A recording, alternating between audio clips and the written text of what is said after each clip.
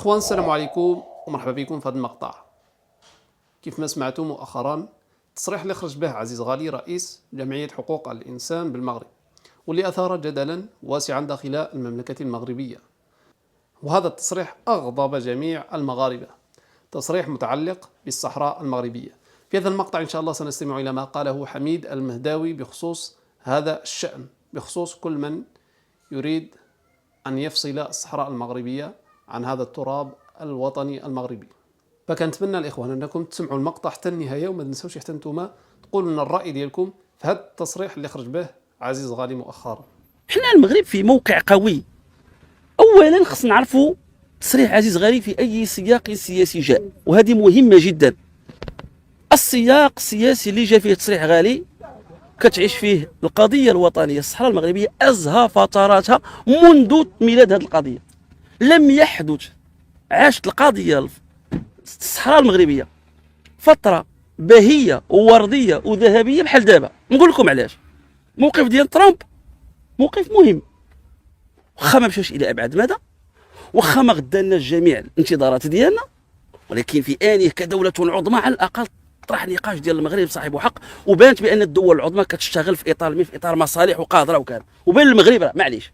ولكن اللي خصنا ننتبهوا له بقوه جدا هو الموقف الفرنسي. فرنسا اهم لاعب في الملف، وخاصه من استعمرته. فرنسا خطيره جدا، والثقل ديال الموقف الفرنسي منين كيجي؟ ايضا بحكم العلاقات الفرنسيه الجزائريه تاريخيا، واستعمرتهم اكثر من 160 عام، وحكم المصالح القويه فرنسا مع الجزائر كغاز كبترول. ومع ذلك فرنسا ضحات بمصالحها مع الجزائر وانتصرت الموقف المغربي، ماشي على سواد عيوننا. اكيد كانت دبلوماسيه دارتها الدبلوماسيه المغربيه على راسها جلاله الملك والمؤسسه الملكيه. هذه اللي خصني انا اللي بقى فيا الحال. هذا الموقف اللي قال عزيز غالي ما كنتفقش معاه. كي حنا كمغاربه كما تيقول موسي طونك، اذا وجدت نفسك هو العدو تنتجني نفس الموقف فراجع حساباتك. انظروا الى جريده الشروق الجزائريه، انظروا الى الاعلام الجزائري، حيت كيعيش فراغ. اش دار؟ حول هذه القضيه ديال عزيز غالي وقالك وحنا ما نطيحوش هذا البياج. حنا في موقع قوه، حنا عندنا موقف فرنسي. انا اليوم انا محيي على النظام الجزائري. كاين الحكمه ديال بيان سير، وهذه نقطه اللي خاص الناس تنتبه لها. انا اللي كيهمني في قضيه عزيز غالي هو الحكمه اللي تعامل بها النظام المغربي. النظام المغربي راه الناس ما خصهم يعقلوا على دروس التاريخ. المغرب راه ماشي اول مره كيتعامل مع المعارضه. لا سميتو راه المغرب عرف يتعامل. عزيز غالي راه ما هز السلاح وامينه حيدر راه مشات كتقول اش كتسمى جبهه مناهضه، جبهه عندها الجبهه لمناهضه الاحتلال المغرب، وكتدخل من المطار وتدخل من واش نقول لكم، واش امينه حيدر تغلب المغرب ولا؟ وهذيك سلطانه خيي اللي كتهز السلاح تغلب المغرب ولا؟ وهذوك السيره ما يغلبوش النظام المغربي. ولكن النظام المغربي هذا الموضوع حساس كيتعامل معاه بذكاء. دابا الناس اخرين انا كنقدر المغاربه يتحركوا بوطنيه ولا سمعوا شي موقف، ما نعيبوش على المغاربه الا تفجرت مشاعرهم على قضيه كتشكل واحد الثقل عندهم وحساسيه. نعبروا ننتقدوا نختلفوا مع عزيز غالي كذا ايه، ولكن التخوين لا، الاعتقال لا. علاش؟ شحال من واحد خسرناه ما عرفناش نتعاملوا معاه. شي دابا انت نقدر نخسرك، نقول لك يا نمشي نجرح لك غير امك واختك ونسبك. تقدر انت ما كنتي معايا اليوم ولا عندك موقف على 50%، ومن يتعامل معك ندفعك تمشي لهيه. اش غندير بك تمشي لهيه؟ كاين عدد من الناس اصبحوا معارضين للدوله باخطاء ديال المسؤولين في المغرب، وحتى البوليزاريو منين جاو راه من اخطاء ديال المسؤولين المغاربه. علاه ما جاوش هنا كيناقشوا مع القاده الاحزاب السياسيه وحقروهم وتعاملوا معهم كدراري صغار، ومشاو داروا وقفوا في طنطان وفرشخوهم. منا مشاو عند القذافي احتضنوا من القذافي، دازوا عند الهواري لقاو حاقد على حرب الرمال. اذا البوليزاريو اصلا خطا. راه ما كاينش حاجه سميتها البوليزاريو. لا توجد جمهوريه عباد الله، لا يوجد هذا المشروع. هذا مشروع ولد نتيجه ديال الاخطاء، تلاقى مع واحد الدراري صغار تحقروا مع طموحات القذافي. كان عنده مشكل مع الملكيه وداك الشعور اللي كان ديك الساعه ديال استهداف الملكيات، مع بعض عباد الله اللي كان ديك الوقت كيعتبروا غنبنيو شي حاجه تما والزح، مع ديك الطموحات ديال مصر، مع الطموحات ديال الهواري ديال حاقد. عندنا مشكل راه صغير في الاصل. ولكن حنا علاش كنقول لك المغرب عنده قضيه عادله وما عندوش محامي اللي يدافع عليها. فاحنا كمغاربه انا اللي كنعيب عزيز غالي ما كنتفقش مع هذا الشيء اللي قال، ولكن ما نضخموش، نعطيو فرصه للشروق ولا كذا. قال فينا خسر نبينوا حنا راه عندنا تفتت داخلي، ونبينوا حنا عندنا تصدع داخلي. المغرب فيه صحراء والصحراء في مغربها، والمغرب مجمع على الصحراء. انا سيدي مزيان يكون عزيز والاخر خليه يعبر. وما كيخلع عليه الصوت عزيز. انا فرحان بالمغاربه الملايين المغاربه الملايين كلهم في الصحراء المغربيه، وانا خديت موقف من فرنسا اللي عندها الجزائر. تصور حنا كسلطات ما تنقولوش هذا الشيء يا عباد الله مش في خلفيه بموت مسؤوليه. راه فرنسا باش تقول لك الصحراء المغربيه سهل النقاش. انا بالنسبه لي يعني هذاك مجهود دبلوماسي عظيم جدا جدا جدا. وتصور انت عندك موقف فرنسي جابته المؤسسه الملكيه ومجهود، واش قال الصحراء ماشي مغربيه؟ ما قال الصحراء ماشي مغربيه، قال تقرير المصير. انا ما كنختلفش معاه، انا كنأكد، ولكن ملي كاين الحكم الذاتي وكاين احنا مؤمنين بان الانتصار غيكون الحكم الذاتي. راه غنقول لكم فكره لا سمحتوا لي الاخوان، واخا دابا انا هذا الموضوع والله ما بغيت نهضر فيه. علاش بغيت نهضر فيه؟ كنت باغي نجيب اطراف يهضروا. حاجه اخرى حسيت فيه دخلت فيه السياسه، هذه اللي قلقتني. انا كاين المغاربه اللي اختلفوا مع عزيز مبدئيا، ما كنهضرش على هذوك خوتنا كاينين مساكن. كاين واحد الطرف مخشي وسط هذه المعركه تيصفي الحساب، ما بيدو لا صحراء ولا وطن ولا ملك ولا والو. عزيز غالي كنسالو واحد الموقف من ينتقد ليا كلنا اسرائيليون وغنتسناه في الدوره. عزيز غالي اللوبي ديال مانين الدوا مستنيه في الدوره، اللوبي ديال السينيس، اللوبي ديال كذا، اللوبي كذا. هذه اللي خصنا ننتبهوا لها. انا يعجبني تنتقد فوقاش انا نقبل منك. ملي دخل المثلي، ملي دخل ذاك المثلي اللي سبنا واسمح لي المثلي ما كنقولش المثلي من حيث ديك الميولات ديالو، هذاك الشيء بينه وبين الله عز وجل، شغله غير فضاء العام. باش نقول حنا ماشي اصحابكم حنا ندعوا، لا لا لا شغله هذاك، ولكن كنهضر عليه حيت كجزائري ودخل وسب البلاد وسب رموز ديال البلاد وتكرفص علينا بكلام خطير جدا. وفي الاخر ما عرفناش شكون سامح. حنا دوله مؤسسات اسيدي، واخا كاينه اخطاء، واخا كاينه مسؤولين. اللي كيتسامح اما كيتسامح عن طريق العفو الملكي، اما نسامحه عن طريق القضاء. عندنا شي قنوات من غير هاد الجوج، اما القصر كيعفو عليك، اما القضاء كدوز تحاكم وكيعطيك البراءه والحفظ. هاد السيد عندنا جرائم ثابته، ولكن ما عرفناش كيفاش تم. هنا وقع مشكل. اين دوله المؤسسه؟ سؤال. هادو اللي كيهضروا على غالي، هاد المثلي اللي سب اعراضنا وشرف الامهات المغربيات وسب اعز ما عندنا في هاد البلاد، بلا ما نبقى نعاود الهضره شكون سب، نتوما كتعرفوا. لماذا صمتم على المثلي؟ عندنا الله الوطن، الثالث شكون؟ الملك. اذا التوابيت لا تتجزا، وكاين خيار اخر، خيار ديمقراطي، هو من توابيت المملكه المغربيه. اذا هذا السيد راه قاص الله وقاص الوطن ومس الوطن ومس الملك. وانت غتقول لك عزيز غالي قال راي، انا كالمهداوي لا اتفق معك عزيز، ها هي عاديه، ولكن ما غنخونك، ما غن لا لا لا ماشي انا ماشي ولا غنقول له ما كنتفقش معك في ذاك الراي كيما كنتفقش معك. ولكن اش نقول لك، انت مشى بالك عزيز الوطن ان المغرب، وهذاك اللي سب البلاد والوطن وقاص الله والملك ما بالكش، حيت عارف ديك ولا خصك تيكون تيجي التحرك. اللي كنعرفوا وطني وملكي والله الوطن الملك، بغيت تلقاك في جميع المعارك اللي كتقيس الله الوطن الملك والبلاد. انا التراب درت لك، ولكن لقيتك كتهضر على الحد واثنين بغيتي تهضر ثلاث، لا ما تصفيش الحساب. انا ضد تصفيه الحسابات السياسيه، تمثلش علينا. المغاربه كيعرفوا عزيز غالي ما كنتفقش معاه في هذه. كاين عزيز غالي عاوتاني راه خدم البلاد من موقعه، راه مشى الزلزال وهز الدواء وهز الملايات وهز كذا معركه. ما مشى هذوك ماشي بوليزاريو اللي كانوا في الحوز، راه مغاربه. واش مغاربه ولا ماشي مغاربه في الحوز؟ اذا هو واش نقولوا له هذيك، شنو نقول شكون مشى للطاطا، مشى لعدد من الملفات، فجر عدد من النقاشات. هذا الموقف ما كنتفقوش معاه فيه. كان ماشي تبغي انت تلقى فرصه انت كتسالوا واحد الضربه وتخزنوا هنا وتبغي تصفي الناس زعما راه نتوما راكم كذا. والخيار ديما ملي كيجي وزير ويقول بلا ما نسميو شكون، يقول على المغاربه كلاب، بعضهم كلاب، ماشي مسيتي ثابت من ثوابت الدوله المغربيه اللي هو الخيار الديمقراطي. وفينكم ولا صاحبكم الوزير؟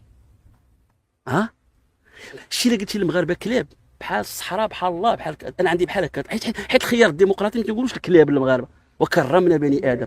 الا كنتي وطني ومغربي ورادع بالزول هاد المغاربه نقيه، الا سمعتي شي عرفتي راه مسؤول وزير تقول المغاربه كلاب، والله تنصرح وصح لنا. انا ضرني يونس مجاهد خرج اليوم دار مقال في الصباح على عزيز غالي. من حق يونس مجاهد، من حقه رغم ما بغيتش ندخل بعض التفاصيل. راه يونس مجاهد راه كان فيه الامام، ولا كنعرفوا موقف فيه الامام بلا ما ندخلوا في شي تفاصيل. يونس مجاهد يخرج يدافع على الصحراء المغربيه، انا وياه انا معاه. انا براسي كنقول لا اتفق مع عزيز غالي، وعقلوا على هذه العباره. هادشي كله انا ما كنتفقش مع عزيز في ذاك الموقف اللي قال، كنتفقش مع عزيز مره. ولكن اللي تنتبه انت يا سي يونس مجاهد ما كنسمعوكش. تحاكم صحفي معاك محكوم وتكرفصوا عليه صحافه التشهير. انا كصحفي مس اعراضي واعراض زوجتي واعراض امي واعراض اختي، لم يتحدث يونس مجاهد. اجي نقول لك نتمنى نعرف نوصل لكم هذه الفكره، نتمنى دابا الصحراء حبيبتنا، ارضنا، امنا، ارض. واش شرف امك انت وشرف امك انت واختك ومرتك ماشي صحراء؟ واش صحراء ولا ماشي صحراء الشرف ديال امها المغربيه؟ وتصور واحد كينتمي لجسمك لهيئتك كتربطك به بطاقه مهنه وما تخرج دير بلاغ. اذا هنا كون يطرح علامه استفهام على يونس مجاهد. خرج شي على الصحراء المغربيه دابا مزيان، انا معاك فيها، ولكن من تقاس امهات وزوجات واعراض وشرف الصحفيين كينتميو لجسمك، ما تقاس تحان الرحاب، شحال تقاس في شرفها كتنتمي لهمش؟ ما سمعنا يا يونس ما درت شي مقال في الصباح ولا في المساء. واسمحوا لي واش انا خايب؟ باش حيت كاين البعض اللي يقول لك يونس خرجوه، انا ما نقولش خرجوه، لا حاشا، ما نقدرش نمشي في هذا الاتجاه، ولكن كنطرح كيفاش انت تقاس تحان الرحاب، تقاست الصحفيه الزوجه ديالي، تقاست امها، حنا صحفيين. ما هضرش يونس، ما هضرش النقابه، ما هضرش المجلس الوطني للصحافه. علاش هادشي عندك شي واحد يقول لي شرف الام المغربيه لا الصحراء المغربيه الله، ما كنقولوا الله والوطن شنو هو الوطن؟ هو المواطنين وشرفهم. السلام لاباس الله يحفظك. اذا اخوتي المغاربه باش نكونوا مسؤولين وكنقولوا الله الوطن الملك تنتصروا بثلاثه، ماشي انت ملي تقاسوا الصحفيين ما هضرتيش ومنين شفتي انت ما هضرتش شي واحد ودابا تخرج. نكونوا موضوعيين. علاش انا بعض الاصوات خصنا نكونوا موضوعيين الله يحفظك، نكونوا صادقين في هذا الجانب هذا. انا يعجبني كنختلف مع عزيز غالي بصح، ولكن ملي يكون ماشي بعض الناس يصفيوا الحساب مع عزيز غالي عن طريق حيت هو قال موقف مثلا من بعض القوم من التصنيف ولا كاين اللي باغي يصنف فيه الحساب مع الجمعيه ولا كذا. الجمعيه ماشي فوق النقد وماشي فوق المساءله، وعندنا السلطات. وانا اقول لكم اخوتي المغاربه ما حز في نفسي. شوفوا على الحكمه اللي تصرف بها النظام المغربي، واش النظام حارس شد عزيز غالي؟ اليوم هاد الاصوات الاعتقال، هاد الشحنه هاد العنف اللي ولات في الفيسبوك وفي الصفحات منين جا هاد الشيء؟ تصور تخوين تخوين تخوين تخوين تخوين، كلشي خائن كلشي خائن كلشي خائن. الله يودي الله يودي، سيدك يعبر على راي ما كنتفقش معاه انا وغنناقش معاه وغنقنع عزيز غدا انا مثلا وتايق في راسي. شحال واحد يكون عنده موقف عشوائي وحنا كندفعوا يتطرف، ملي كنبداو نهيجوا بنادم ونسبوه ونخونوه ونعايروه وناديوه. لاش؟ حنا المغاربه عباد الله قدرنا نتفاعلوا مع المعارضه كما قلت، استقطبنا بن زكري واحتضنا الحرزني واحتضنا ها هو يونس مجاهد كما قلت، ها هو رئيس مجلس. راه كانت يونس مجاهد تا هو كان باغي يقلب النظام، ما هو رئيس مجلس الوطني صح.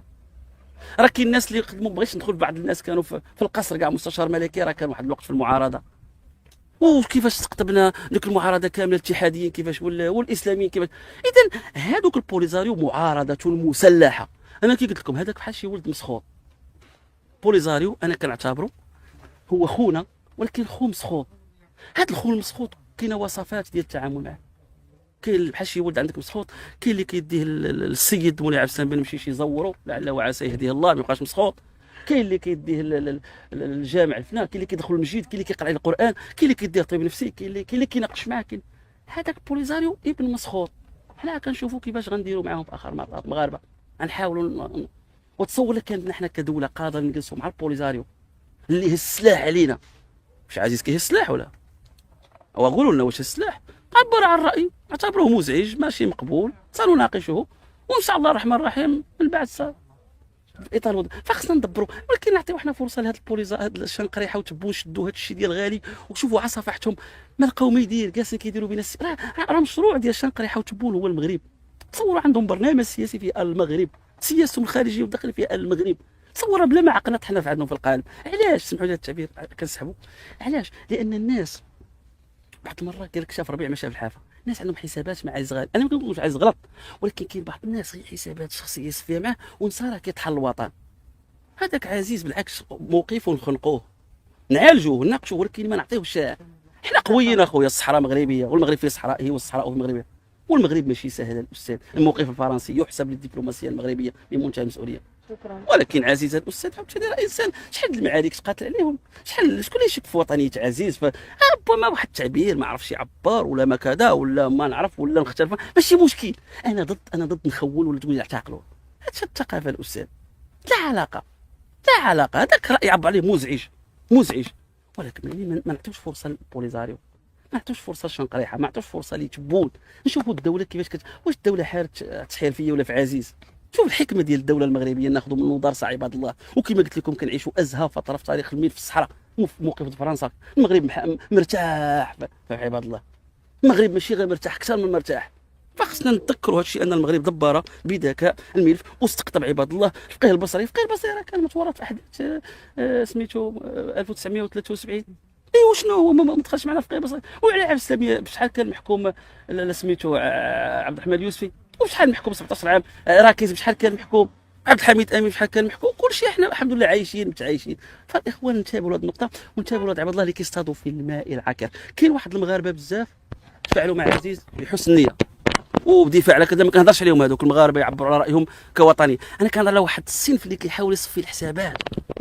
كيصفي الحساب. راه باش تكون مغربي خاصك تكون مغربي دافع على الصحراء، دافع على الملكيه والله، ودافع على شرف المغاربه، ودافع حتى على الفساد. كاين اللي ما كيسمعش كاع صوته الفساد، يلا كاع ملفات الفساد ما كتسمعش كاع صوته. شحال عارفين ديال الظلم وديال التعدي والظلم. انا كما قلت لكم هذاك المثلي، علاش انا كنحاسبكم من المثلي؟ علاش ما هضرش على المثلي؟